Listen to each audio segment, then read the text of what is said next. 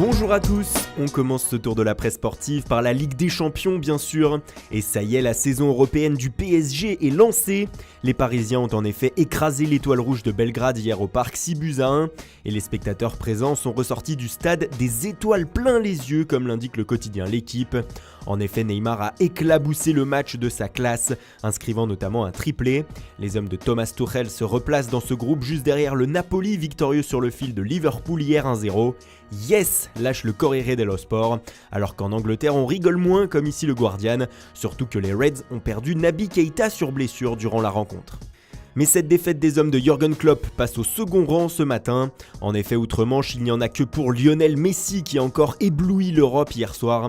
Le Barça s'est imposé face à Tottenham 4-2 et la Pulga a inscrit un doublé. Masterclass pour Messi, s'exclame le Daily Telegraph.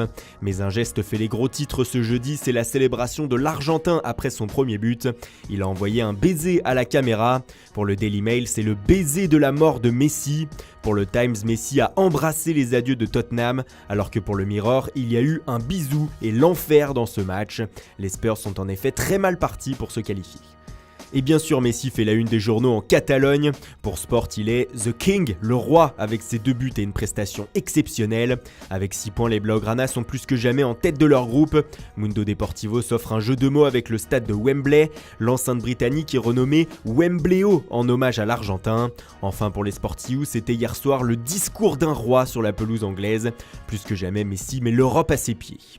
Et dans ce même groupe, un club arrive à suivre la cadence catalane, il s'agit de l'Inter Milan, l'Inter de Mauro Icardi, comme le titre le Corriere dello Sport ce matin. En effet, l'attaquant argentin a encore été précieux lors de la victoire des siens sur la pelouse du PSV Eindhoven 2-1 en inscrivant le but de la victoire. Les interistes sont même des Eurostars pour la Gazzetta dello Sport, qui revient aussi sur la victoire du Napoli qui a fait Euroboom hier soir pour le quotidien. En revanche, aux Pays-Bas, on est plein d'amertume ce matin face à la défaite du PSV, qui menait pourtant 1-0 à la demi-heure de jeu. On retourne en Espagne où il n'y a pas que Messi qui fait la une. Antoine Griezmann s'affiche aussi en première page des journaux madrilènes ce matin. Le Français a inscrit un doublé hier face à Bruges et ainsi permis à son équipe de s'imposer 3-1. Griezmann est d'or, lâche Marca. Le champion du monde qui a reçu un vibrant hommage de la part de son entraîneur Diego Simeone, comme le rapporte AS. Griezmann est un des meilleurs joueurs du monde et cette prestation en est la conséquence, a lâché le coach des Colchoneros. Dans le même groupe, l'AS Monaco en revanche n'y arrive pas. Les Monégasques ont été balayés sur la pelouse du Borussia Dortmund 3-0 comme l'écrit Monaco Matin. Le club du Rocher s'enfonce un petit peu plus dans la crise.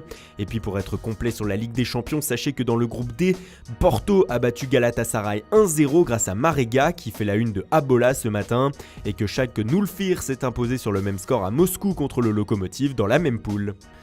Et on termine en Allemagne où la pression s'accentue sur l'entraîneur du Bayern Munich Niko Kovac après le nul à domicile contre l'Ajax mardi soir.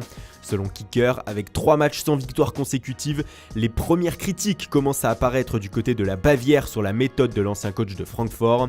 Il doit impérativement réagir et ceci dès samedi dans le classique contre le Borussia Mönchengladbach. Tout autre résultat qu'une victoire pourrait mettre sérieusement en difficulté le technicien croate.